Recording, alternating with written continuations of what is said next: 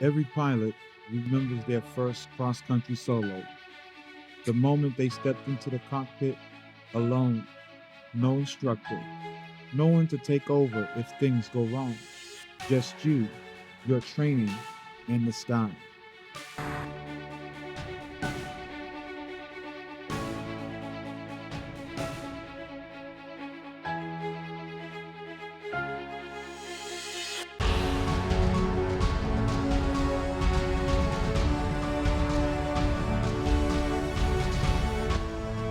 But getting here wasn't as simple as just showing up. It never is. This flight, this moment was months, maybe even years in the making. Before I ever took the controls of a plane, I used to look up and wonder what it would be like to fly. I'd watch the contrails in the sky and imagine the pilots in the cockpit navigating the world from thousands of feet above. But back then, it felt like a dream meant for other people.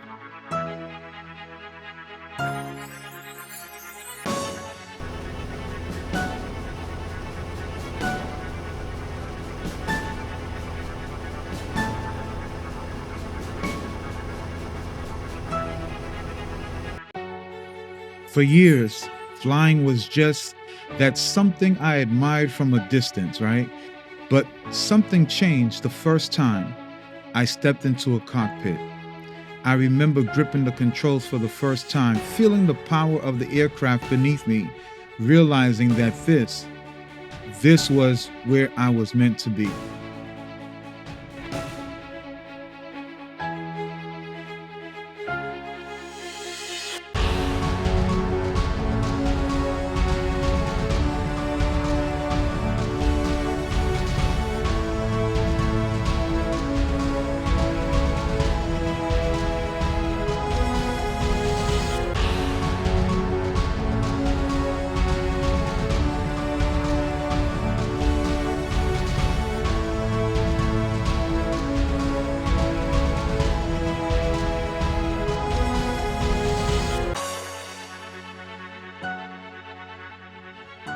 But wanting to fly and actually becoming a pilot, those are two very different things.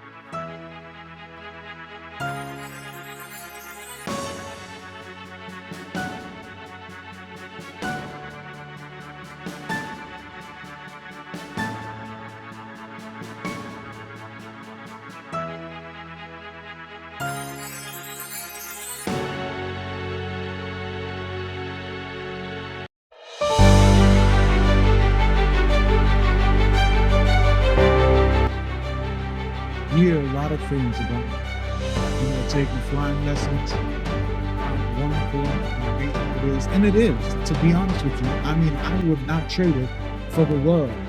But nobody tells you how hard this journey can be.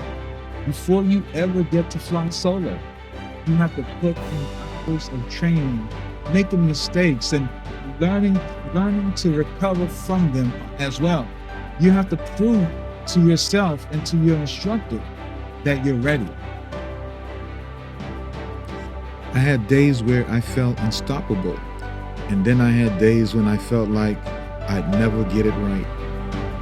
And then there were the delays, weather cancellations, rescheduling flights, sitting on the ground when I just wanted to be in the air. Each delay felt like a setback. Each mistake felt like proof that maybe I wasn't ready. And I'll be honest, there were moments I thought about walking away. Maybe I wasn't cut out for this. But every time I thought about quitting, something pulled me back. The dream was bigger than the doubt. The dream was worth the struggle. All right. Here we go. I remember the first time I had a flight where everything clicked. My turns were smooth, my landings were controlled, my radio calls were confident. It was like something finally shifted. I wasn't just reacting anymore, I was flying. That was the moment I knew If I could do this with my instructor beside me, I could do it alone.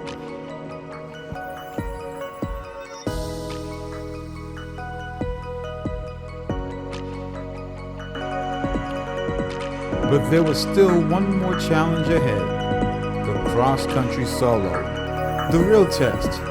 No instructor, no second chances, just me, my training, and the open sky.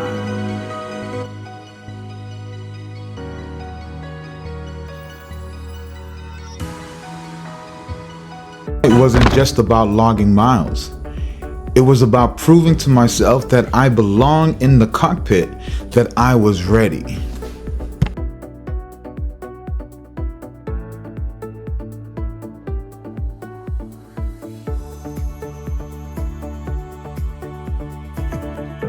This was it, the moment I had been waiting for. And as I prepared for my biggest flight yet, one thought ran through my mind: no more looking back.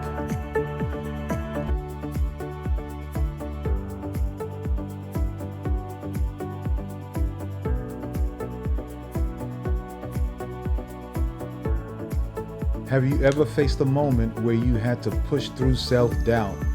Drop a comment below. I'd love to hear your story.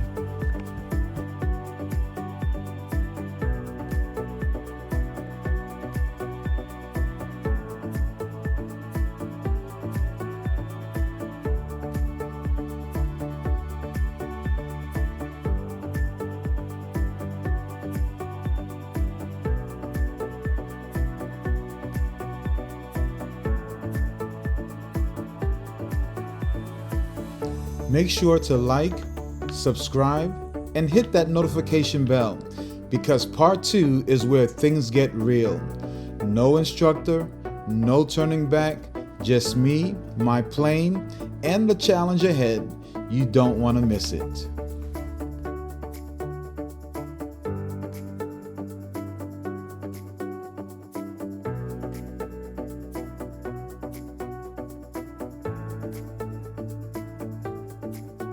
Everything I had trained for came down to this moment. The flight plan was ready.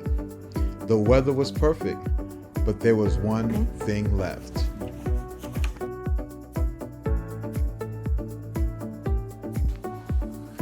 In part 2, I'll take you inside the cockpit for the flight that pushed me to the edge and changed everything. Now, subscribe and turn on notifications. You're not going to want to miss this flight.